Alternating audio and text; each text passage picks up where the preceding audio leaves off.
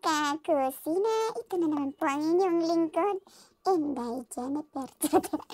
Ito talaga, dalawa talaga ang nabika. Itong unang ubiyema cake. Kasi nga may mga something na mga pangyayari dito. Kaya ginawa ko na lang itong slice. Pero nakalimutan ko rin picturean yung may crumb style siya, hindi cheese. Kasi nga, ang ginawa ko nito, yung sa per slice ba? Di ba? Nagkamali-mali pa yung mga word niya. Per slice, kaya nag-offer ako. Buti naman, nabenta ko rin naman po ito. Kaya thank you lagi talaga sa aking mga customer. Ito na yung pangalawa. Kasi nga, ayaw ko nang, isikreto na lang natin yung kung minsan talaga yung mga pangyayari sa ating buhay magaganap. Kaya kailangan talaga natin ulitin, di ba? Sabi nga na lesson learned. May something kasing naganap din sa una kong nagawa ng ubiyema cake, diba? Minsan talaga, kapag ayaw na Inday Jennifer, uulitin niya, diba? Minsan naman, kaya naman siyang, anong tawag nito?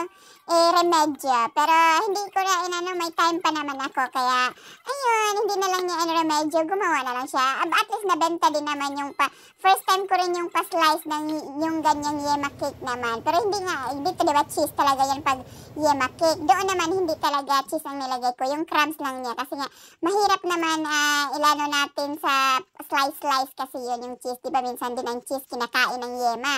Tapos ito din si Suman Malagkit kasi nga may naman to, papuntang malayo to, papuntang si Volton. Kasi nga pumunta kami ng Volton, so kasi nga may paganap si Inday Jennifer. Minsan kailangan din natin i-trip ang ating sa akala mo naman kung anong trip. Kasi nga kailangan natin, kahit pangit man itong mukha ni Inday Jennifer, kailangan din niya alagaan. Kasi nga nag-iisa lang ito ang mukha niya. Kaya nagpa-pisyal din tayo minsan, magpa-pisyal din tayo minsan. Kaya ayun, malayo ang narating kasi nga ayun. May mga order din naman at least nakalibre sila, di ba? Yung nag-order ng yung pinuntahan ko, nag-order din yun siya. Yung sa yung sa clinic. Yung pinunta ba sa'yo ng treatment ko? Clinic. Clinic din naman talaga, kung tutuusin, di ba? Yung pinagsasabi ni Inday Jennifer. Tapos yun nga, may mga, yan din, sumabay din. Kasi nga sa Bolton area, malayo, 1 hour, travel pala yun, 1 hour. Tapos yun naman, may market din naman doon na pwede ka makakabili ng, meron din mga mangga, mga ganyan-ganyan, meron. Kasi nga, nung naabutan na namin, kasi late na kami na talaga, anong tawag nito? Diba, sideway ko muna. Ito pala, tamang presyo na itong nalagay niya, yung si half pandikuko at saka si half pandan yema pandesal, diba? Tamang presyo niya. Kaya pasensya pala sa aking mga iba, diba? Pasensya na, segue na naman tayo. Kasi nga, may dapat talaga, hindi lang to half-half ang in-order, no? Hindi lang half-half ang in-order ng aking customer. Yung buong pandikoko na talaga. Wala, late naman kasi na ng aking customer. Tapos, nagpa-beauty rest na si Inday Jennifer. Hindi niya ma-prepare ng gabi kung ano mang dapat niyang i-prepare. Kasi nga, ayun nga, yung may appointment nga siya. Okay lang sana kung nasa bahay lang sana siya. Carry ko yun, yung mga pahabol minsan. Carry pag wala siyang pupuntahan. Pero pag meron, pasensya naman sa aking mga mahal kong mga suki. Tapos, meron din sana, alam ko namang pera yun. Pero talaga yun. Kailan, wala, may appointment talaga din tayo minsan. Sayang din yun, may pa rin sa'yo, pahabol na kutsinta ng umaga.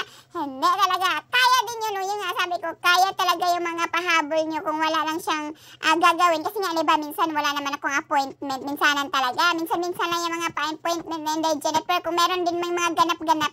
Yung mga late na ba, ito, mga 11:30 o nung natapos na rin pick up ng aking customer 11.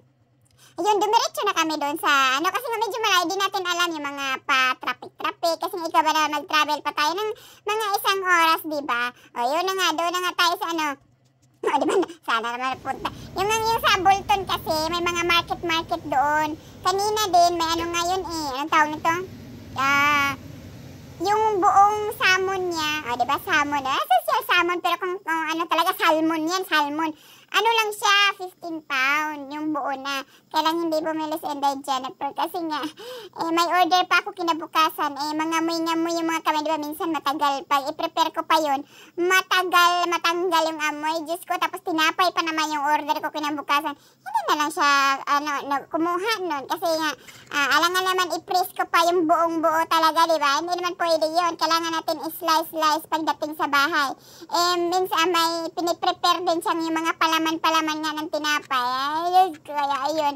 Kahit pa sabihin natin mahugas tayo maigi ng kamay, minsan talaga yung mga samon-samon, wala talaga. Bumili na lang ako ng prawn, pero yung amo ko, pinahati-hati ko. Kasi nga, ayoko nga muna nga ng mga amoy-amoy. Kasi di natin alam, dumidikit na pala sa doon. Diyos ko, machismis pa si Inday Jennifer. Pero okay lang naman, diba? Ayan naman kasi nga, chismosa din naman si Inday Jennifer. Yun na naman ang pachika ni Inday Jennifer. Yun lang ay pachismis niya sa kanyang self. Kaya, salamat sa pagtanaw. Hangtod sa sunod. Bye!